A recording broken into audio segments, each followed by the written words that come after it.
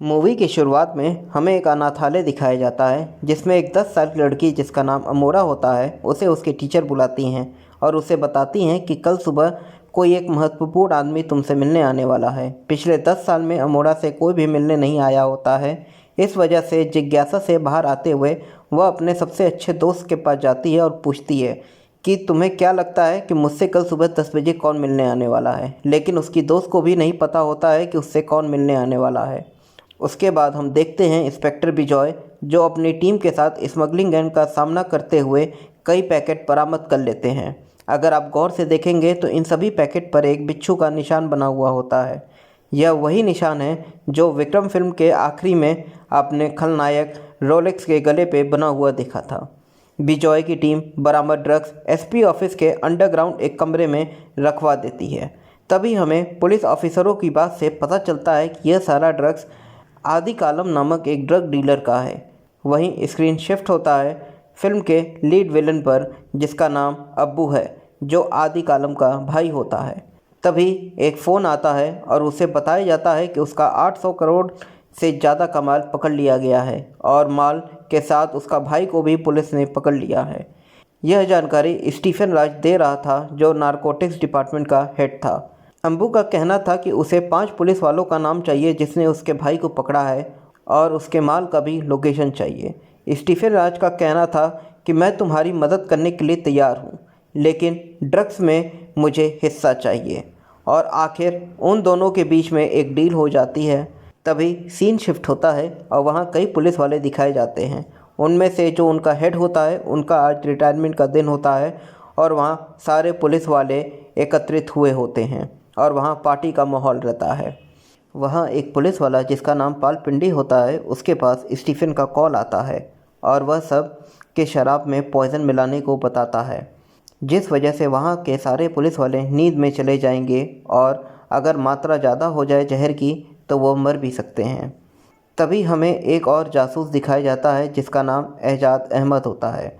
वह काम तो अब्बू के लिए कर रहा होता है लेकिन गुप्त सूचना पुलिस वालों तक भेज रहा होता है।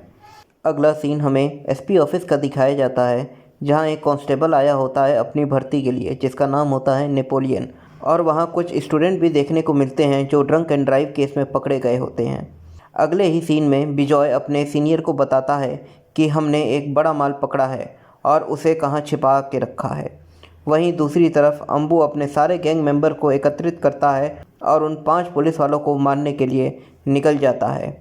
और वहीं दूसरी तरफ पुलिस वाले पार्टी को एंजॉय कर रहे होते हैं और शराब पी रहे होते हैं और धीरे धीरे करके एक के बाद एक सारे बेहोश होने लगते हैं। वहीं दूसरी तरफ बिजॉय घायल था इस वजह से वो शराब नहीं पिया होता है। तभी वह नीचे जाता है और देखता है कि उसके विभाग के सारे पुलिस वाले एक के बाद एक बेहोश हो रहे हैं। सारे लोगों की तबीयत ज़्यादा ख़राब हो रही थी। इस वजह से बिजॉय जानता था कि उन लोगों का इलाज कराना जल्द से जल्द ज़रूरी है।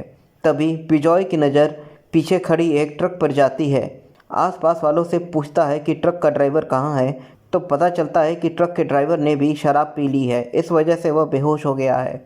वैसे तो बिजॉय को भी ट्रक चलाने आता था लेकिन हाथ डिसलोकेट होने की वजह से वह ट्रक नहीं चला सकता था। तभी उसे याद आता है कि कुछ देर पहले वह मिला था एक संदिग्ध से जिसे पुलिस वालों ने पकड़ कर रखा था। बिजॉय उसके पास जाता है और उससे पूछता है कि क्या तुम्हें ट्रक चलाने आती है।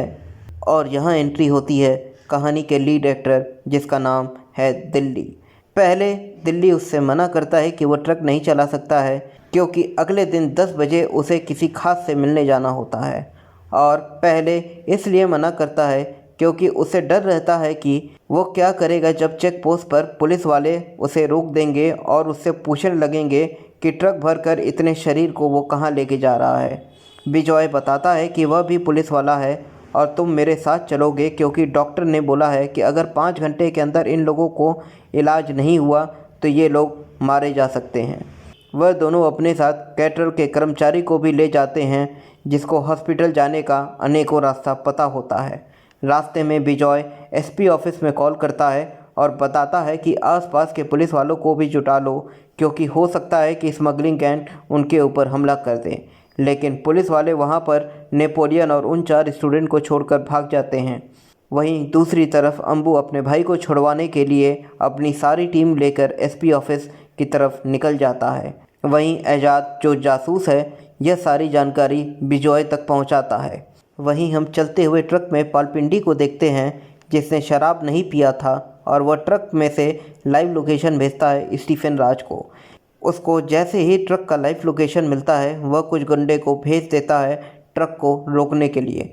कुछ गुंडे उन पर हमला कर देते हैं। बिजॉय का हाथ डिसलोकेट था, इस वजह से वह मदद नहीं कर सकता है और जो हेल्पर था उसे भी लड़ना नहीं आता है। तो वो दोनों अनुरोध करते हैं दिल्ली से कि वह उनकी मदद करे। तो दिल्ली बोलता है कि उसे क्या मिलेगा उनकी मदद करके, और उनके सामने एक शर्त रखता है कि क्या तुम मेरी बेटी को एक अच्छे स्कूल में डालकर उसका भविष्य संवार सकते हो। अगर तुम्हें डील मंजूर है तो मैं तुम्हारी मदद करने के लिए तैयार हूँ। बिजॉय बोलता है कि मैं तुम्हारी बेटी को वहीं पढ़ाऊँगा जहाँ पे मेरी बेटी का एडमिशन हुआ है। इस डील के बाद बिजॉय की मदद करने के लिए दिल्ली तैयार हो जाता है। और यहाँ आता है फिल्म का एक आइकॉनिक सीन, जब सारे के सारे गुंडे पर अकेले ही भारी पड़ जाता है दिल्ली और उन सबको अकेले ही दम पे हरा देता है।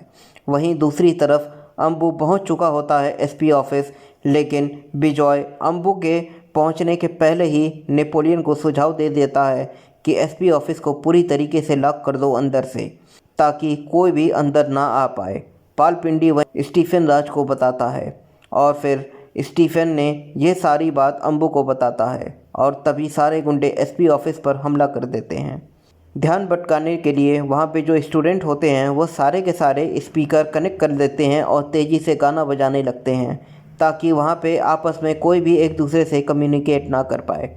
लेकिन वहीं अंबू को कहीं से छत पे जाने का रास्ता मिल जाता है और वह छत के रास्ते एसपी ऑफिस के अंदर आ जाता है, जहाँ सभी छात्र और नेपोलियन मिलकर उसका सामना करते हैं। वहीं दूसरी तरफ बिजॉय और दिल्ली अपने ट्रक को सभी गुंडों से लड़ते हुए आखिरकार हॉस्पिटल तक पहुंचा देते हैं।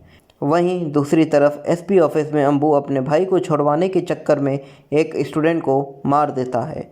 वहीं कहानी की दूसरी तरफ एजाज अहमद भी मारा जाता है, क्योंकि उनकी गैंग को शक हो गया था कि हमारे गैंग की सारी जानकारी कोई पुलिस वालों तक पहुंचा रहा है। सीन चेंज होता है एसपी ऑफिस में, जहां बिजॉय पहुंचता है सीक्रेट रास्ते से एसपी ऑफिस के अंदर और वहां स्टूडेंट और नेपोलियन को लेकर बाहर जाता है।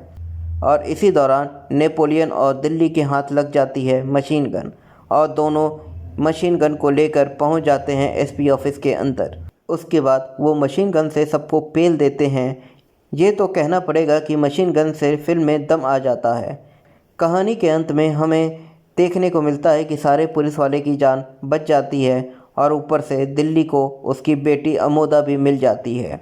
जैसे कि अंबू जान से बच गया था तो अब आने वाले पार्ट में दिल्ली के लिए खतरा बन सकता है, जो कि हमने विक्रम फिल्म के अंत में देख लिया था कि उसने ये सारी इन्फॉर्मेशन रोलेक्स को दे दी थी और इसलिए ये सारी स्टोरी आपस में जुड़ जाती है और बनाती है LCU लोकेश सिनेमैटिक यूनिवर्स। तो आपको ये वीडियो कैसा लगा प्लीज़ कमेंट करके बताइए और लाइक करना ना भूलें and don't forget to hit the subscribe button.